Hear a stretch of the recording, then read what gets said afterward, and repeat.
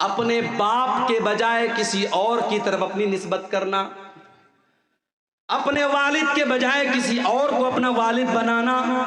جیسے آج کے دور میں بہت سارے لوگ بچوں کو ایڈاپٹ کر لیتے ہیں، بچوں کو پال لیتے ہیں۔ اب بچے کا باپ کوئی اور ہے، لیکن جو انسان پالتا ہے، جو پرورش کرتا ہے، اسی انسان کا نام اس کے نام کے ساتھ جڑ جاتا ہے۔ باپ کا نام تھا عبداللہ، لیکن پالنے والے کا نام محمد تھا، تو یہ اپنے باپ کی جگہ محمد کا نام لکھتا، عبداللہ کا نام نہیں لکھتا ہے۔ یہ اتنا خطرناک کام ہے۔ اللہ کے نبی فرماتے ہیں من ادعا الی غیر ابیہ، جو اپنے باپ کے بجائے کسی اور کا نام اپنے باپ کے نام کی جگہ جوڑے، ومن تولا من غیر موالیہ، اور جو غلام اپنے مالک کے بجائے کسی اور کو اپنا مالک قرار دے، فعلیہ لعنت اللہ والملائکۃ والناس اجمعین، تو ایسے انسان کے اوپر اللہ کی لعنت ہو، فرشتوں کی لعنت ہو، اور تمام لوگوں کی لعنت ہو، تمام لوگوں کی لعنت ہو اس انسان کے اوپر جو اپنے اوریجنل باپ کی جگہ کسی اور کو اپنا باپ قرار دے۔ اسی لیے بڑی سختی ہے، اگر آپ بچے کو ایڈاپٹ کرتے ہیں تو علماء کا فتویٰ موجود ہے اور قرآن کی آیتیں موجود ہیں کہ اس کی ولدیت کی جگہ آپ اوریجنل باپ کا نام لکھیں گے۔ اب ہمارے ہاں بڑا مسئلہ ہے، آپ آدھار کارڈ بنوائیں گے، اس پہ اوریجنل باپ کا نام چڑھوائیں گے تو مسئلہ پیدا ہوگا۔ تو آدھار کارڈ وغیرہ میں مجبوری کے طور پر آپ اپنا نام جوڑ سکتے ہیں، مگر جہاں اسلامی پوائنٹ آف ویو سے ضرورت پڑے گی، مثال کے طور پر نکاح کے ٹائم یا مثال کے طور پر کوئی گواہی کے ٹائم، تو وہاں ولدیت میں جو اوریجنل باپ ہے اسی کا نام دیا جائے گا۔ پالنے والا، پرورش کرنے والا وہ باپ نہیں ہو سکتا ہے، اس کو احترام میں وہ لڑکا باپ، ابا جان کہہ سکتا ہے، ابو کہہ سکتا ہے، پاپا کہہ سکتا ہے، مگر اوریجنل اس کا جو باپ ہے وہ وہی رہے گا جس نے اس کو جنم دیا ہے، جو اس کا باپ ہے۔ اللہ کی لعنت کا حقدار بناتی ہے حلالہ کرنے والا اور کروانے والا۔ حلالہ سمجھتے ہیں؟ نام سنا ہے حلالہ کا؟ کسی نے 3 طلاق دے دی اپنی بیوی کو، ایک ساتھ 3 طلاق۔ ہمارے یہاں مسئلہ کیا ہے قرآن و حدیث کی روشنی میں؟ اگر کوئی ایک ساتھ 3 نہیں 300 طلاق دے دے وہ ایک ہی مانی جائے گی۔ کیوں؟ کیونکہ طلاق ایک مرتبہ میں ایک ہی ہوتی ہے، ایک سے زیادہ نہیں ہوتی ہے۔ طلاق کا ایک پروسیس ہے۔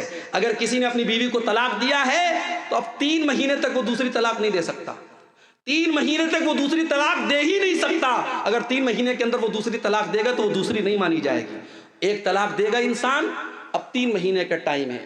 اگر 3 مہینے کے اندر رجوع کر لیا، اچھی بات ہے، رجوع کر لیا، بیوی رہے گی۔ اگر 3 مہینہ گزر گیا اور رجوع نہیں کیا تو نکاح ختم ہو گیا، نیا نکاح ہوگا، نیا مہر ہوگا، پھر آئندہ کبھی زندگی میں جھگڑا ہوگا اور طلاق دے گا، وہ دوسری طلاق ہوگی۔ یہاں سارا سسٹم گڑبڑ کر دیا، طلاق طلاق طلاق، غصے میں بیوی کو طلاق طلاق بول دیا۔ اب اپنے مولوی صاحب کے پاس گیا، مولوی صاحب نے کہا حلالہ کرانا پڑے گا، حلالہ کرانا پڑے گا۔ اور حلالہ کا طریقہ کیا ہے؟ ایک رات کے لیے تمہاری بیوی کسی سے شادی کرے گی، ایک رات تک وہ ساتھ میں رہے گا اور اگلے دن وہ طلاق دے دے گا، پھر عورت عدت گزارے گی، پھر تم اس سے شادی کر لینا۔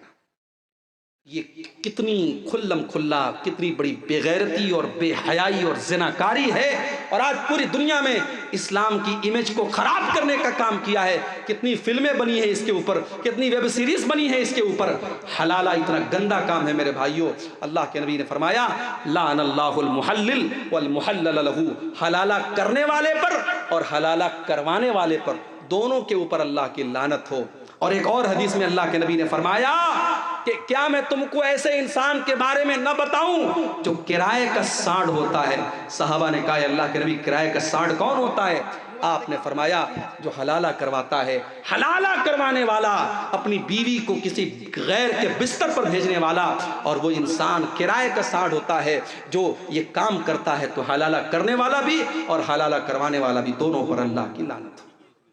اور آخری چیز جو بیان کر کے ہم بات ختم کریں گے میرے بھائیوں، جس انسان کے اوپر اللہ کے نبی نے لعنت کی ہے، میری ماں اور بہنوں آپ سے کہنا چاہتا ہوں، اللہ کے نبی نے فرمایا لعن اللہ زوارات القبور، اللہ کی لعنت ایسی عورتوں کے اوپر جو قبروں کی بہت زیادہ زیارت کرتی ہیں۔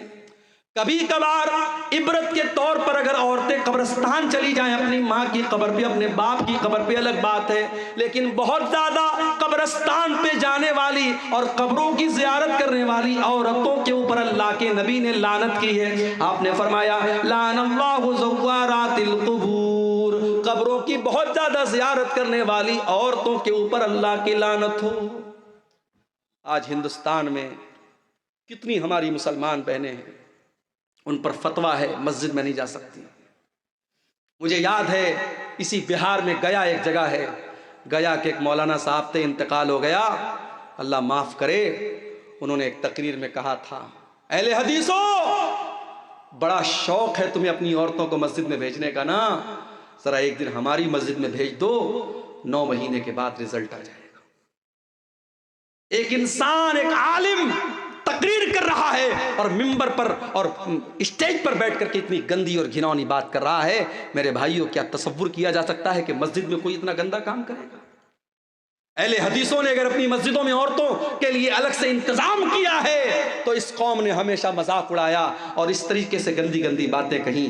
مگر آج جب پورے ہندوستان میں لاکھوں کی تعداد میں مسلمان عورتیں جب مرتد ہونے لگیں اور اسلام کو چھوڑ کر کے دوسرے مذہب میں جانے لگیں اور باپ دادا کی ناک کٹوانے لگیں، تب دھیرے دھیرے کچھ فتوے آنے لگے، کچھ زبانیں کھلنے لگیں، اور دلی سے فتویٰ آیا اور کہاں سے فتویٰ آیا کہ ہاں صاحب عورتوں کو بھی مسجد میں بھیجنا چاہیے، پردے کا انتظام ہو تو عورتیں جا سکتی ہیں۔ اب فتوے میں تھوڑی نرمی آئی ہے۔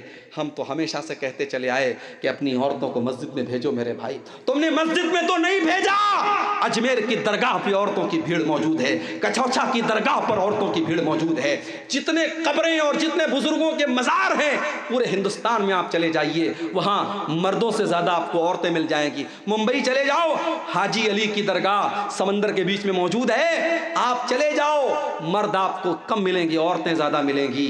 میرے نبی نے لعنت کی ہے ایسی عورتوں پر جو قبرستان بہت زیادہ جاتی ہیں۔ کبھی کبھار عبرت کے طور پہ چلی جائیں الگ بات ہے، مگر ان درگاہوں پر، ان قبروں پر، ان مزاروں پر کوئی عبرت کے لیے نہیں جاتا ہے۔ وہاں عیاشی ہوتی ہے، وہاں شرک ہوتا ہے، وہاں حرام خوری ہوتی ہے۔ میرے بھائیوں، ہماری عورتوں کو اس چیز سے بچنا چاہیے اور ہمیں اپنی عورتوں کو اس سے بچانا ہے۔ اللہ کے نبی نے لعنت کی ایسی عورتوں پر، اللہ کی لعنت ہو۔ اور ایک اور حدیث میں اللہ کے نبی نے فرمایا، لعن اللہ زائرات القبور، اللہ کی لعنت ہو ایسی عورتوں پر جو قبروں کی زیارت کرتی ہیں، والمتخذین علیہا المسجد، اور قبر کے اوپر مسجد بنانے والی عورتوں پر بھی اللہ کی لعنت ہو، والسرج، اور قبر کے اوپر چراغ جلانے والوں پر بھی اللہ کی لعنت ہو۔ تو میرے بھائیوں، یہ لعنت کے حقدار بنانے والے چند کام تھے جو قرآن و سنت کی روشنی میں نے آپ کے سامنے بیان کیے ہیں۔ اور آخر میں یہی کہوں گا کہ ہر وہ گناہ جس سے اللہ نے روکا ہے، ہر وہ گناہ جس سے نبی نے روکا ہے، اس سے انسان لعنت کا حقدار بنتا ہے۔ ہم اور آپ اگر اپنے ایمان کی سلامتی چاہتے ہیں اور ہم یہ چاہتے ہیں کہ دنیا اور آخرت میں ہم کامیاب ہوں، تو ہم ان کاموں سے اپنے آپ کو بچائیں۔